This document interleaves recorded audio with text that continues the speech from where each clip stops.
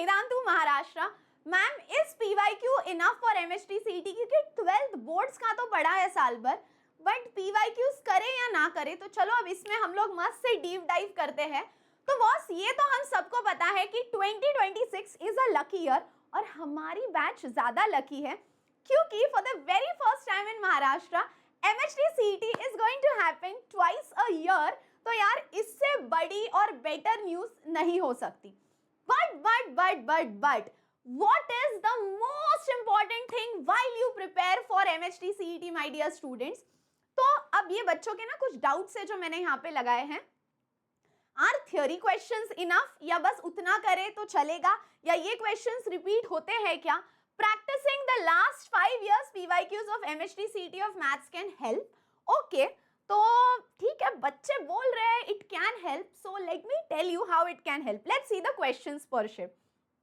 तो बॉस अगर आप पेपर पैटर्न की बात करो तो ये तो कंफर्म है, 150 question 150 question 150 question, and of course 2026 it is also going to be 150 questions.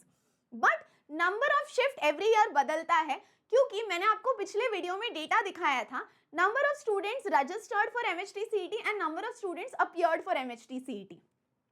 तो यहाँ पे जैसे जैसे टाइम बढ़ता है या जैसे जैसे नंबर ऑफ रजिस्ट्रेशन उनके नंबर ऑफ अपीयरिंग स्टूडेंट्स बढ़ते हैं, the number of shifts will also change. So if you see 2023, तो बस 2023 की हम बात करें, so there were 12 shifts, 18 shifts and 16 shifts. अगर हम इन शिफ्ट्स की बात करें तो इनमें नंबर ऑफ क्वेश्चंस कितने हैं? तो बस 12 शिफ्ट्स में वी गेट 1800, 2700 एंड 2400। तो यार इतने क्वेश्चंस तो हमारे पास है ही है।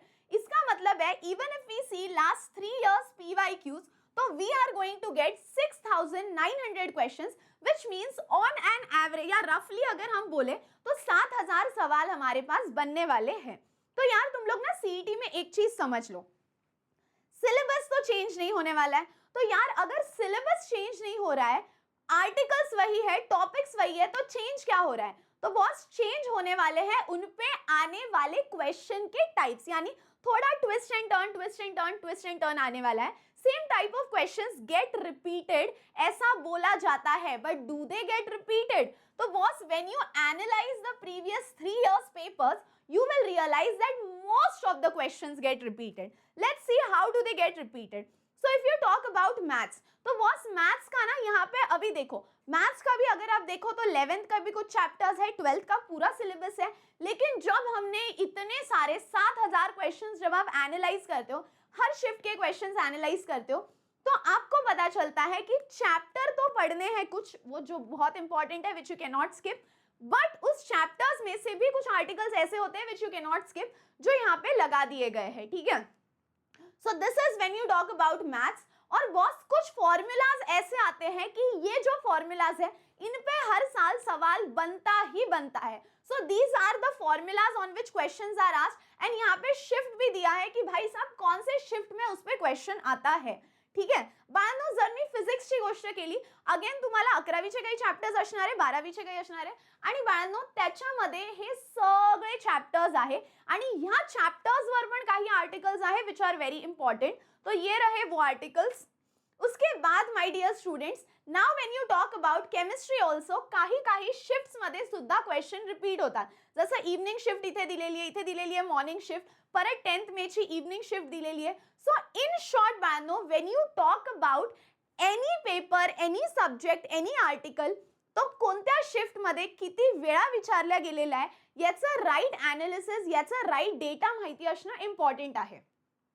Now if you talk about chemistry, तर बाळांनो 11वीचे 10 चॅप्टर्स, 12वीचे 16 चॅप्टर्स, 26 चॅप्टर्स आहे, आणि हे सगळे त्या चॅप्टर्स वरचे इम्पॉर्टंट आर्टिकल्स आहे ज्याच्यावर क्वेश्चन विचारले जातात, ठीक आहे। तर बाळांनो आता तुम्हाला इतकंच सांगायचं आहे, अगेन इथं हर क्वेश्चन त्याच आर्टिकलचा आहे, पण तो कसा ट्विस्ट घेऊन विचारलेला आहे, हे कोणत्या शिफ्ट मध्ये विचारलेला आहे, ते सुद्धा डेटा मी पूर्ण इथे तुम्हाला अटॅच करून दिलेला आहे, ठीक आहे। तर त्याच्यामुळे बाळांनो एक गोष्ट सांगते, articles will remain the same, topics will remain the same, the important chapters will remain the same, आणि ते क्वेश्चन्स रिपीट सुद्धा होतात। सो बाळांनो हिस्ट्री रिपीट इटसेल्फ आपण म्हणतो ना, तर तेच क्वेश्चन घुमून फिरून आपल्याला येणार आहे, फक्त त्याचा थोडाफार टाइप चेंज होणार आहे. So before you study the right analysis of the question papers is very very important. अपन म्हणतो ना, when you are going for any war, आपको पता होना चाहिए कि भाई मैं किससे पंगा लेने जा रहा हूँ, मैं किससे लड़ने जा रहा हूँ, और जिससे मैं लड़ने जा रहा हूँ उसके बारे में अगर आप पूरी स्टडी करोगे तो वो फाइट जीतना आपके लिए और आसान हो जाएगा. So yes my dear students, PYQs do repeat. How do they repeat in each shift, how have they repeated, हे सगळा डेटा मी इथे लावलेला आहे. त्याच्यामुळे छानपैकी सीईटीची तयारी करा.